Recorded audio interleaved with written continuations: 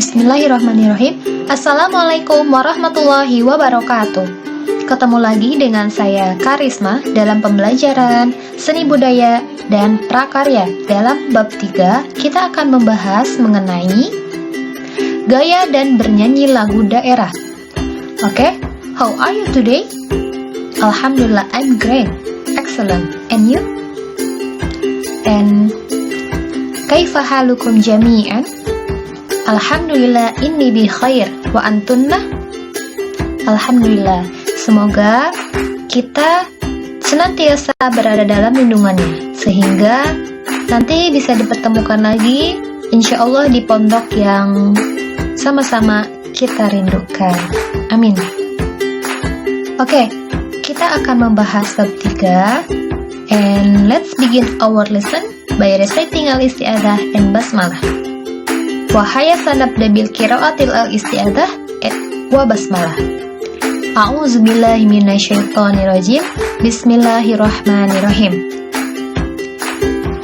Oke, berikut peta konsep pembelajaran yang akan kita bahas dalam gaya dan bernyanyi lagu daerah. Yang pertama, kedudukan dan fungsi musik atau lagu di daerah Indonesia. Yang kedua, teknik dan gaya bernyanyi. Dan yang ketiga, bernyanyi secara unisono. Next. Kedudukan dan fungsi musik dalam tradisi masyarakat Indonesia. Nah, penampilan musik daerah kadang-kadang menyatu dengan pertunjukan tari, digunakan sebagai pengiring dalam upacara-upacara adat dan sering sebagai ilustrasi pagelaran teater tradisi serta sebagai media hiburan. Nah, secara umum, musik berfungsi sebagai media rekreatif atau hiburan untuk meninggalkan segala kepenatan atau keletihan dalam aktivitas sosial budaya sehari-hari. Nah, pada umumnya, musik daerah memiliki arti yang sangat penting bagi masyarakat pendukungnya. Kenapa? Karena pertunjukan tari digunakan sebagai pengiring dalam upacara-upacara adat dan sering sebagai ilustrasi pagelaran tadi, teater. Nah, karena tradisi masyarakat Indonesia erat kaitannya dengan menggunakan musik. Musik apa? Musik-musik daerah. Hampir setiap daerah di Indonesia atau setiap provinsi di Indonesia mempunyai musik atau lagu-lagunya sebagai ciri khas pertanda identitas daerahnya masing-masing dan sering disatukan atau dikolaborasikan dengan tari daerahnya masing-masing. Sehingga semboyan negara kita apa? Berbeda-beda tetapi satu. Nah, itu. Jadi, setiap daerah mempunyai musiknya masing-masing, sehingga kita mempunyai ragam budaya yang memang mempunyai ciri khasnya masing-masing. Nah, ini kedudukan dan fungsi musik dalam tradisi masyarakat Indonesia.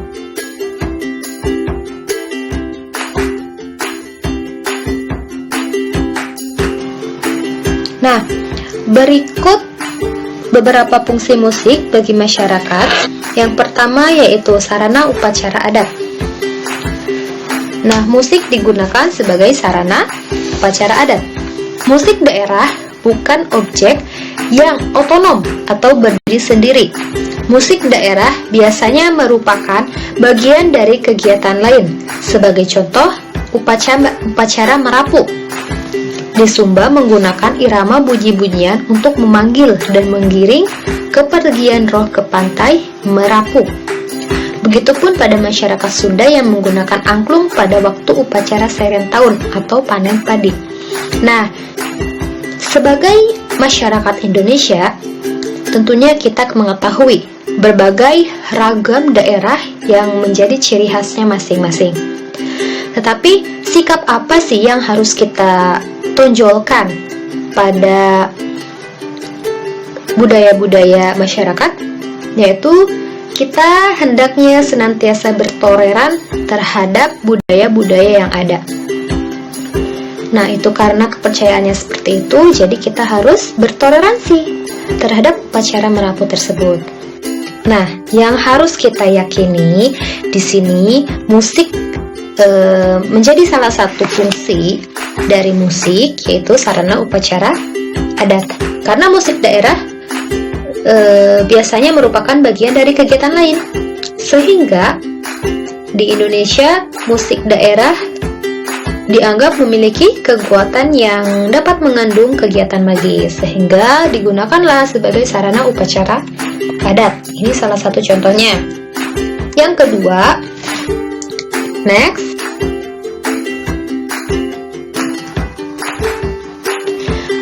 Nah, fungsi dari musik yang kedua yaitu musik sebagai pengiring tari. Irama musik dapat berpengaruh pada perasaan seseorang untuk melakukan gerakan-gerakan indah dalam tari. Contoh karya tari yang diiringi musik daerah yaitu tari kecak atau Bali nih. Ini salah satu penggalan dari tari kecak ya. Tari Pakarena dari Sulawesi, tari ngesek dari Jawa Timur. Musik iringan tari adalah bentuk musik pengiring yang sudah terpola dari segi birama, harmoni, tempo, dinamika, ritmis, dan melodinya. Sehingga musik daerah dengan musik pop zaman sekarang itu sangat berbeda. Karena dari segi biramanya, harmoninya, tempo, dinamika, ritmis, dan melodinya itu sangat berbeda. Begitupun polanya, karena tadi musik daerah itu tidak otonom, yaitu tidak berdiri sendiri, melainkan ada bantuan atau sudah terpola dari sejak zaman dahulu. Ya, oke. Ini yang kedua, musik sebagai pengiring.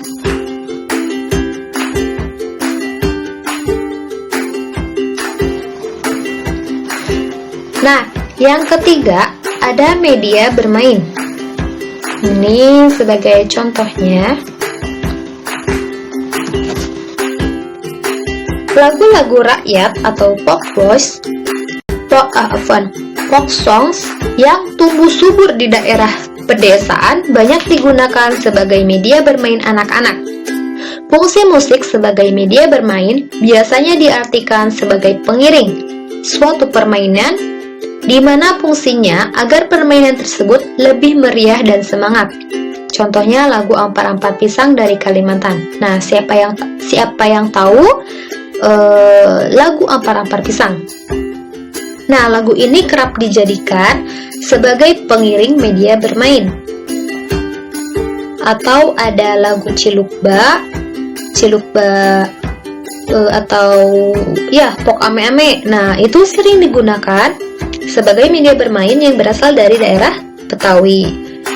Nah, kenapa digunakan sebagai media bermain? Fungsinya apa?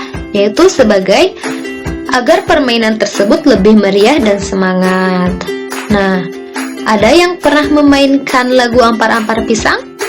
Nah, pastinya kakak semua ada yang pernah memainkannya ya? Atau nanti kita bermain bersama di pondok, oke? Insya Allah.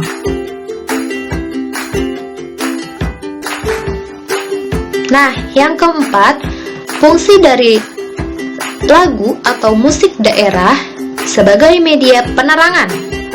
Lagu-lagu dalam iklan layanan masyarakat merupakan contoh fungsi musik sebagai media penerangan. Lagu sebagai media penerangan misalnya berisi tentang pelestarian lingkungan dan adat istiadat, menyanyikan lagu untuk menarik perhatian masyarakat sebagai suatu identitas kegiatan di suatu desa. Nah, tentunya dalam suatu provinsi ada banyak desa. Nah, sehingga dalam suatu desa tersebut mempunyai identitas tertentu. Misalnya apa? Nah, lagunya. Biasanya kan suka membuat lagu atau sebagai pertanda identitas dari suatu desa tersebut. Kenapa harus ada lagu? Misalnya ada orang yang hanya melewati saja, tapi kedengaran nih dari adat di desa ini menggunakan lagu yang memang berbeda, jadi menarik perhatian khalayak umum untuk mendengarkan. Nah, itu menjadi salah satu ciri dari daerah tersebut, sehingga kita lebih tertarik untuk mengunjungi atau melihat adat apa sih yang sedang diadakan dalam daerah tersebut. Nah, seperti itu. Nah, pada masyarakat modern, lagu sebagai media penerangan bisa berisi tentang pemilu, keluarga berencana dan ibu hamil, penyakit AIDS, dan lain-lain. Nah, selain dalam iklan layanan masyarakat, lagu-lagu yang bernapaskan agama juga memiliki media penerangan, seperti musik qasidah dan zipin dengan syair-syair lagu dari Al-Quran. Nah, itu sebagai media penerangan.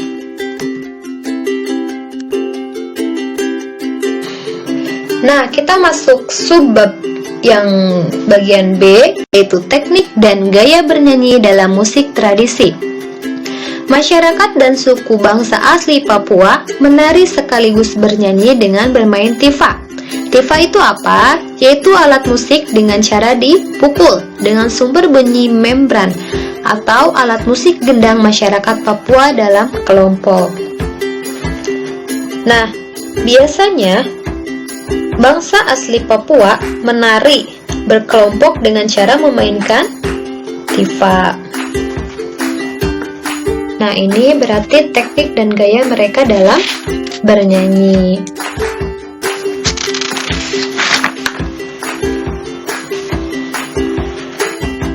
Pada masyarakat Sunda di Cianjur dikenal dengan sebutan mamaos atau mamaca. Mamaos adalah tembang. Tembang itu apa? Tembang itu lagu. Lagu yang telah lama dikenal jauh sebelum merdeka. Dulu, mamaos dinyanyikan oleh laki-laki saja. Namun sekarang sudah banyak dinyanyikan oleh perempuan, seperti Raden Siti Sarah dan Raden Anah Ruhana.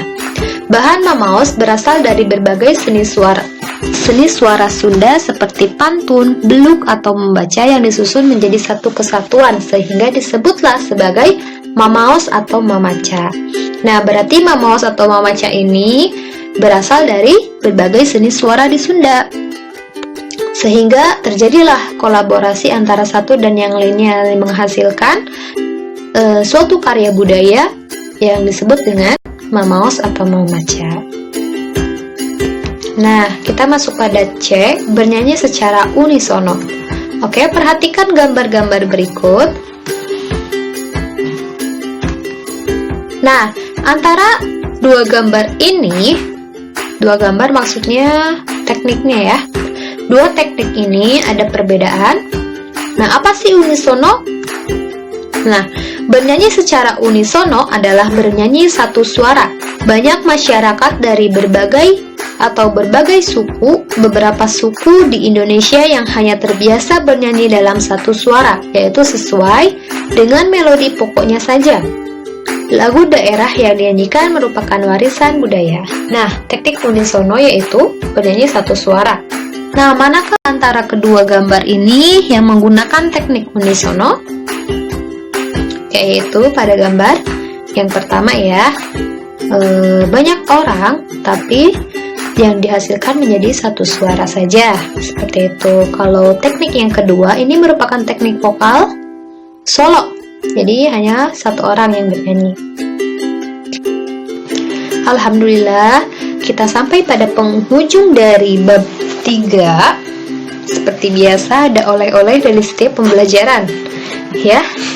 Dan tugas dari pembelajaran kali ini adalah mencari lagu-lagu daerah berdasarkan daerah-daerahnya sebanyak 10 poin ya kakak, dan dikirim melalui link yang sudah disiapkan.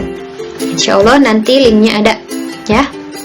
Nah, dengan format nanti kakak tulis di buku nomor, judul lagu, dan daerah dan asal daerah menggunakan tabel seperti ini ya. Nanti kakak fotokan, lalu fotonya dikirim ke link. Oke, dan jangan lupa setiap foto di lembar tersebut harus disertakan nama yang jelas, tidak boleh nama panggilan. Nanti biar kelihatan, nama panggilan kan beda ya dengan nama panjang biasanya. Oke, jadi di kertas tersebut sertakan nama dan kelas lalu difotokan. Nanti dikirim ke link tersebut. Oke, jangan lupa ya kakak. Nah, semangat kakak. Jangan sampai ketika kita belajar daring, lalu kakak menjadi boring. Nah, jangan sampai ya, karena menuntut ilmu di mana saja dan kapan saja. Oke, tetap semangat dan selalu jaga kesehatan. Amin. Oke, syukron ala husni ihtimaminkum. Thanks for your attention. Maaf segala kekurangan maupun kelebihan, karena kekurangan datang dari diri saya pribadi dan kelebihan hanya milik Allah Subhanahu wa taala. Wabillahi taufiq wal hidayah. Wassalamualaikum warahmatullahi wabarakatuh.